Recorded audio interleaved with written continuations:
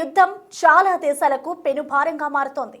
ఇదంతా ట్రంప్ తీరుతోని ఇరాన్ను ఇరుకున పెడదామనుకుంటే అమెరికానే ఇప్పుడు ఇరుకున పడాల్సి వస్తోంది. తమకు తాముగా కాల్పుల విరమణను పొడిగించాల్సి వచ్చింది. ఒక్కసారి సీజ్ ఫైర్ ఆగిపోతే మరోసారి మిసైల్స్ అటాక్స్ జరుగుతాయి. అప్పుడు మరింతగా సమస్యలు పెరుగుతాయి. ముఖ్యంగా గల్ఫ్ దేశాలకు తడిసి మోపెడవుతోంది. ఏదో జరుగుతుందనుకుంటే ఇంకేదో జరుగుతోంది. గల్ఫ్ దేశాలు అడుగుతున్న నష్టపరిహారాన్ని అమెరికా ఇచ్చే పరిస్థితి ఉందా?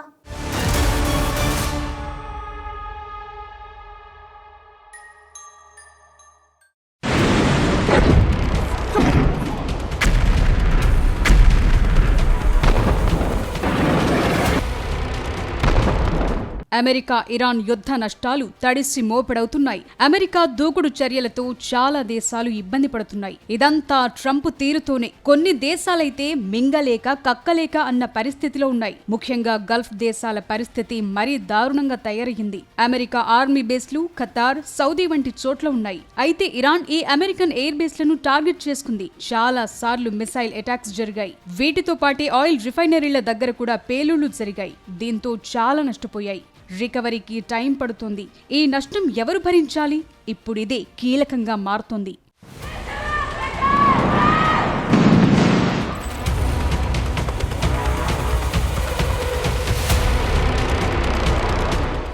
యుద్ధంతో అమెరికాకి చాలా నష్టం జరిగింది. ఇక మిత్రదేశాలను ఆదుకునే పరిస్థితి ఉంటుందా?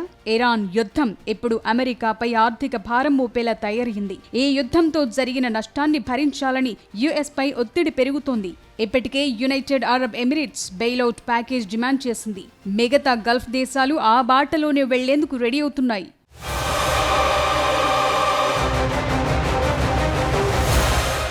ఈ సిట్యుయేషన్ ఇలా ఉంటే మరోవైపు తమ దేశంలో జరిగిన నష్టానికి పరిహారం ఇవ్వాల్సిందే అని ఇరాన్ డిమాండ్ చేస్తోంది.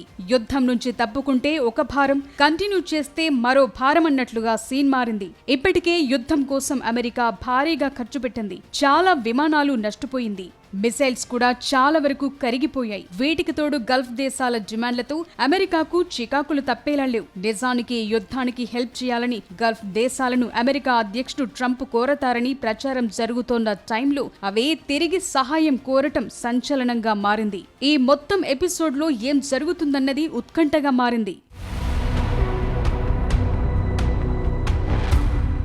ఈ యుద్ధంతో గల్ఫ్ దేశాల్లో ఒకటైన యుఏఈ చాలా నష్టపోయింది. ఇరాన్ ప్రయోగించిన డ్రోన్లు, మిసైల్స్ తో దుబాయ్లోని హిస్టారికల్ ప్లేసెస్, కీలకమైన ఫ్యూయల్ ఇన్ఫ్రాస్ట్రక్చర్స్ దెబ్బతిన్నాయి. ముఖ్యంగా రోజు మిలియన్ బ్యారెళ్ల క్రూడ్ ఎక్స్పోర్ట్ చేసే ఫజైరా ఆయిల్ టెర్మినల్ ధ్వంసమైంది. అంతేకాదు అమెజాన్ డేటా సెంటర్లపై అటాక్స్ జరగడంతో banking services, cloud computing systems effect అయ్యాయి. ఈ నష్టాలతో పాటు యుద్ధం ఇంకా ఎన్ని రోజులు కొనసాగుతుందో డౌట్ఫుల్ గా ఉంది.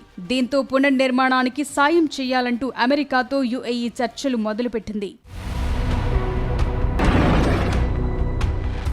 UAE central bank governor Khalid Mohamed America Federal Reserve తో కరెన్సీ స్వాప్ డీల్ కోసం చర్చలు జరుపుతున్నారు. అంటే అమెరికా డాలర్లలో రుణమిస్తే యుఏఈ తన సొంత కరెన్సీ దిర్హంలలో తిరిగి చెల్లిస్తుంది.